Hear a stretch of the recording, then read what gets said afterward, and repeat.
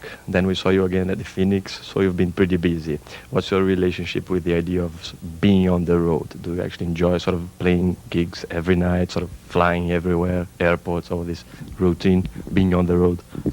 Well, I've always had a massive appetite for life, and always been difficult for me to choose because I want to do 900 things every day, and I can only do about 6. So I love touring, but you know, it's a balance thing, because the thing when you're touring, you can't record new songs, and also you can't be with your family and friends, so you just have to balance between work, you know. But I love playing live, and that's where I come from. I've been playing live since I was 11, and I look at myself more as a live person than a studio person. But the studio thing, though, has progressed, you know. Traveling is fun, but it's like you know, if you live in a suitcase, you can go mad after a while. So you're playing for 40,000 people, and now here in Brazil you're playing in a smaller venue. What's your relationship with the crowd regarding these sort of things? Do you rather play in a bigger venue, smaller venue, to make it more intimate? I like all different situations. I like to change, you know. I like to sing for one person, and I like to sing with string quartet in a wooden church, and I like to make techno music for 90,000 people, and everything between. And I love challenges, you know, and try different things. It's only boring when you just do the same thing over and over and over again. That's terrible. So I quite like the changes. I was reading an interview that was published here in Brazil that you did with the International Press Syndicate, and you mentioned something that maybe most of the artists feel like this but don't talk about that. It's the relationship between the artist and the fan. The guy sort of follows you around asking for the autograph, and you said that you don't like this kind of approach, the autograph thing, or this kind of... Can you explain it? Well, I come from a country where individualism is our religion. You know, we don't even believe in God or Jesus or Buddha or Allah or whatever these guys are called, you know. And I mean, the United Nations did a survey all over the world, and Icelandic people were the only nation who, when they were asked, what do you believe in, they said, myself, you know. And if I get into trouble, who's going to sort me out? Myself, you know. And for, I mean, we never had autographs in Iceland. I mean, that would be just stupid, because you see these people in the supermarket every day anyway. It's such a small society. And for me, what irritates me about autographs is people are humiliating themselves in front of me, and I think it's terrible. You know, I make music, but okay, you know. And I come from a family of electricians and bricklayers and very hardworking people, and for me, music is the same thing, you know. And there is soul in everything, you know. There is spirituality in everything. It doesn't live. And it isn't in somebody who holds a microphone, you know, just because I hold, you know, you hold a microphone. Yeah, that's right. Yeah, it's funny. It's just stupid, you know, and of course, I mean, we are all different. If it makes a person next to me happy, if I do like this movement, look, it takes me about 3 seconds. If the person goes, and runs home and is very happy, I'm like, okay, we all got our different kicks in life, you know. But for me, it's just, it don't feel right. It's not because I don't have the time. It's just, I want people to be equal to me, you know, human, you know.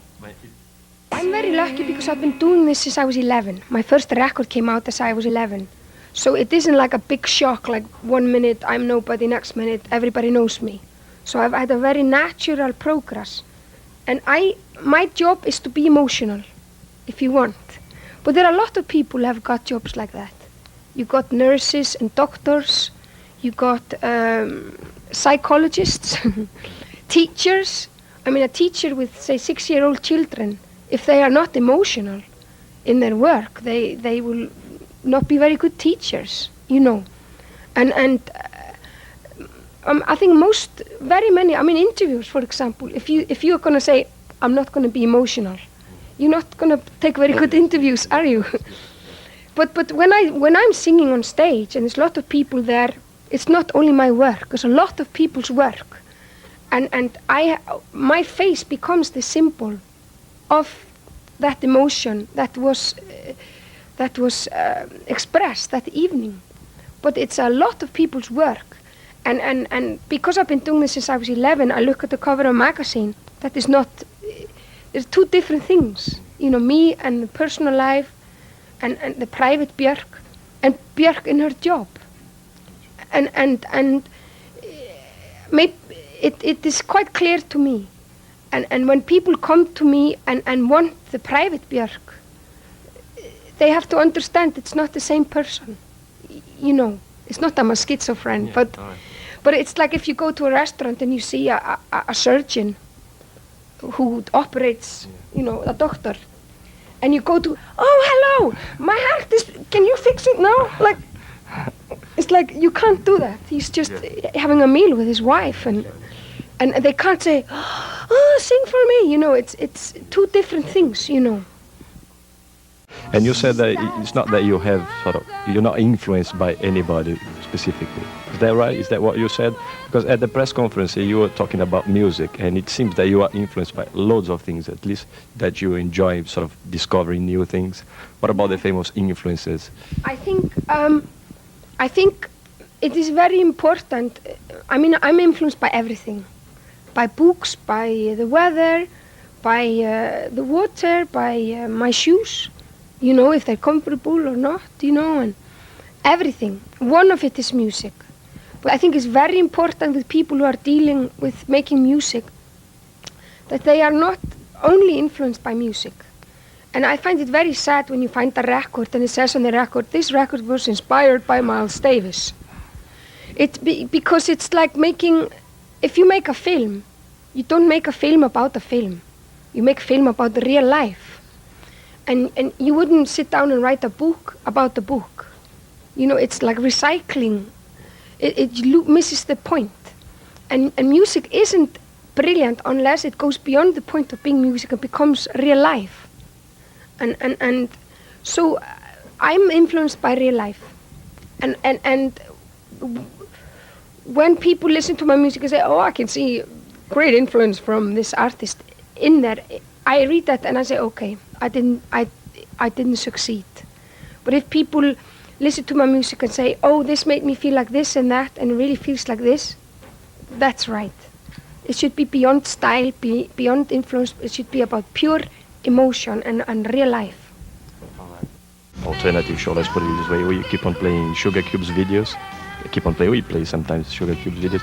And I was wondering, before the press conference started, I was wondering who would be the first one to ask about the Sugar Cubes. And the first question was about the Sugar Cubes. Are you sort of still being asked about the band? Do you get bored about answering these kind of questions? Yeah, I'll answer anything. I'm quite pleased people keep asking me if there are Eskimos on Iceland and if there's a volcano in my living room and Sugar Cubes and like all these things, because that means I have to talk less about myself and my music. Because yeah, it's great. You can ask anything you want. Asking about anything we want. Especially the music press. Whenever we read something, an interview with you, it seems that they are always asking you non-musical things about sex, private life, all these kind of things. Do you think that this is some sort of invasion to your life? Do you agree with this way that especially the British music press works? Especially regarding you. Whenever you read something with Björk, there comes something about sex or something about that. Well, I don't know, I can talk about everything, but everybody can talk about everything. You know, I have to say, because I've been doing this since I was 11, you can be very sure I will never tell you anything that I consider private. You know, there's a very, you know, because that's mine. But I can talk about everything, and I like that, you know. I don't mind. But, yeah, but I think if people think,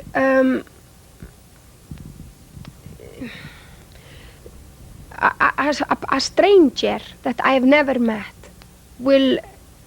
can feel like he's close to me after he's heard a song with me, but he won't get closer to me by talking about sex with me, you know. I don't know. I leave it to the press to analyze it. All right, thanks so much.